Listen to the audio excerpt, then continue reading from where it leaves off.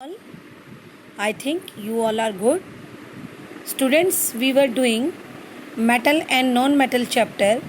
In this chapter, we have done the physical properties of metal and we have completed chemical properties of non-metals. So let us once recapitulate first that what is corrosion. Corrosion, I have told you that slow eating of any metal surface due to attack of atmospheric moisture or gases on its surface is called corrosion. You must have seen some iron articles that get rusted. Okay, we use the word rusting for iron articles, but if we talk about any other metal, then we will use the word corrosion. Rusting is the type of corrosion. Okay, and you know that after rusting, what will happen to the iron article? A reddish flaky substance, a brown reddish flaky substance start occurring on it, and that we call rust. And you know the formula of rust? Fe2O3 dot NS2. What is N here? N means number of water molecules attached with iron oxide. Okay, it can be varied, it can differ from one number to another. Okay, therefore he has used N here. Then we have done that copper get the layer of copper hydroxide and copper carbonate when it corrode, and what is the color of that? It was green. Then we have done silver. Whenever the silver metal come in contact with atmospheric gases, especially it react with hydrogen sulfide gas in the which is present in the atmosphere and form a black color layer on silver article. And what is that black color substance is called? That is called silver sulfide. And what is the formula for that? Ag2S. Okay, A capital, G small, 2 and S capital. Okay, then I have told you that there is one iron pillar which is nearby Qutub Minar and which is made up of pure iron, and we have not seen any rusting since it was 1600 years ago it was built, but still there is no rusting on it. That is, we can say that the iron worker has used such type of mixture on it. Iron was of so much good quality that still the rusting process did not occur on it. Then we have completed reaction of acid, means how the metals react with acid, and I have told you that whenever metal react with any acid, they form salt along with hydrogen gas. And how we can judge the hydrogen gas? That hydrogen gas is coming out, then I have told you, you can bring a burning matchstick or a burning candle. It will burn with pop sound which show the indication of hydrogen gas. Then we have done some reactions of metal and acid. For example, when Na and HCl react, they form NaCl along with hydrogen gas. Same way, whenever magnesium metal react with hydrochloric acid, it always form MgCl2. And many more examples were given. You can take example of zinc, lead and aluminium. Aluminium will form aluminium chloride when it comes in contact with HCl, okay, along with hydrogen gas. But there are some metals which did not react with acid. For example, gold. Okay. Then non-metals do not react with any acid. And I have explained you this activity also, that how we can check that metals always react with hydrochloric acid and liberate hydrogen gas. Okay. Then reaction with base, I have told that all the metals did not react with base. Only few metals react with base. For example, aluminium, zinc and lead. It react with very strong base. What are the very strong base? Like sodium hydroxide, okay, NaOH. Then we have done displacement reaction. I have told you that the displacement reaction in which high reactive element displace the less reactive element from its place, and we have done this reactivity series which show that the metals which are highly reactive, they are kept above, and the metals which are very less reactive, they are kept in the bottom. Okay, so this definition also you can learn from here, that the arrangement of metal starting from more reactive element or metal at the top to the less reactive metal at the bottom is called reactivity or activity series. And I have given you one statement also. Do you remember that? Kalu नाम का माली आलू जरा फीके पकाता है और high court है आपका. This is a one statement, and the whole reactivity series can be learned on tips. Okay, then we have done that how the reactive element displays the less reactive element. Okay, now uses of metal we were doing.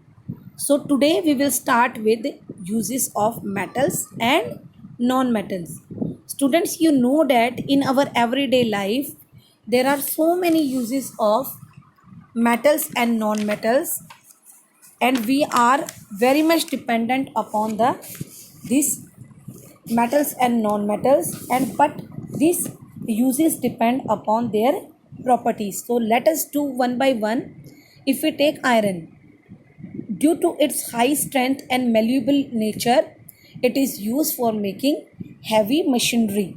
Okay, building material, bridges, automobile gates and windows, door grills, all these are made up of iron particles. Okay, and we can take railway track, pipe and tools, all these are made by the iron. Okay, then come to copper.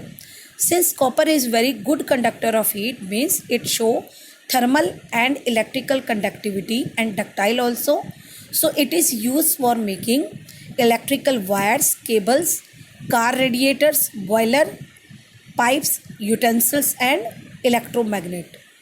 Then come to aluminium. Same properties was shown by aluminium also. They are very good conductor of heat, malleable means can be beaten into thin sheets, then ductile can be converted into thin wires. So therefore it is used for making high voltage electric wires, automobiles and different parts of machinery as well as building material. And at many places for packaging tin, household utensils, all this will be done with the help of the aluminium. Then comes the turn of zinc. Zinc is very reactive, so therefore due to reactive nature it is used in dry cell and battery. You must have seen torch, isn't it? In that torch what type of cells we are using? We are using dry cells. Okay, and in batteries also. Then coating of, yes, on iron coating. Okay, that process is called galvanization. For preventing iron articles from rust, we coat the zinc metal on it, and that process is called galvanization. And in making alloys also. What are alloys? Alloys means when it is a homogeneous mixture of two or more than two metals and non-metals, when combined with each other, then they form alloys. Then tin. Tin is malleable also and high resistance to tarnishing. Okay, therefore it is used for packaging purpose and for making cans to serve the food stuff. Okay, then gold and silver, they are lustrous, isn't it, and less reactive, so therefore they are used in jewelries. And the last use of metal is mercury. Due to high boiling point, it is used in thermometer. What are thermometers? The thermometers are the device which are used for measuring temperature, isn't it? Now let us study some uses of non-metals. The first main non-metal which is very important for us, that is oxygen. And you know that we required oxygen for respiration process. We will die if oxygen is not supplied to us. So it support combustion. So it is used for burning fuels and other things, and very essential for our respiration process.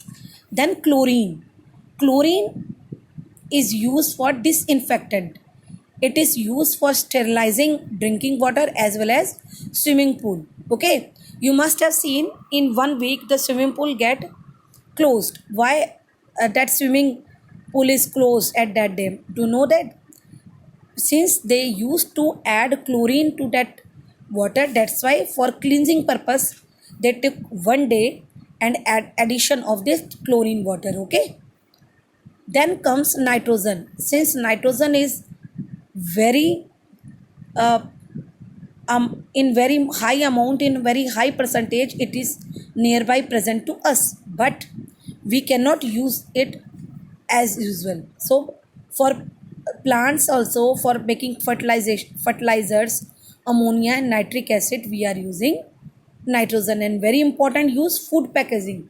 Do you know that this nitrogen stop the contact of oxygen in our food items? So before packaging, the packets are flushed out with nitrogen gas. Okay, then graphite. You must have seen pencil lead. Okay, that lead is made up of graphite only, and it is good conductor of electricity.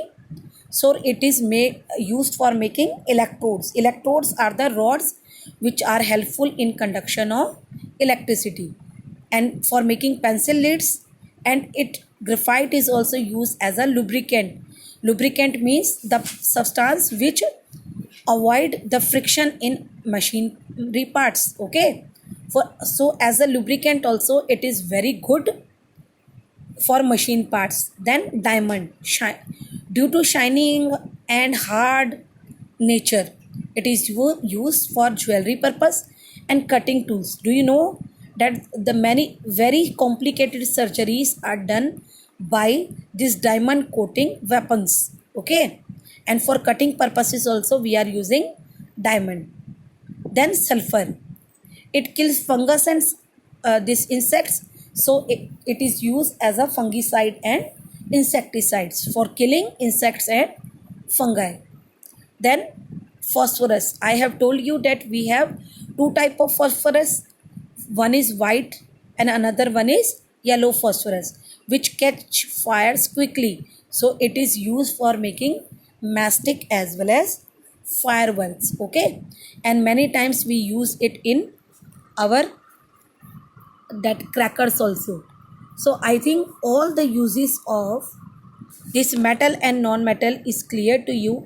In the last concept map was given to make the things more easier, and you can tally all the substance from where you have started, all the physical properties, chemical properties, how the metals show the reaction with oxygen, water and acid, and what product they form.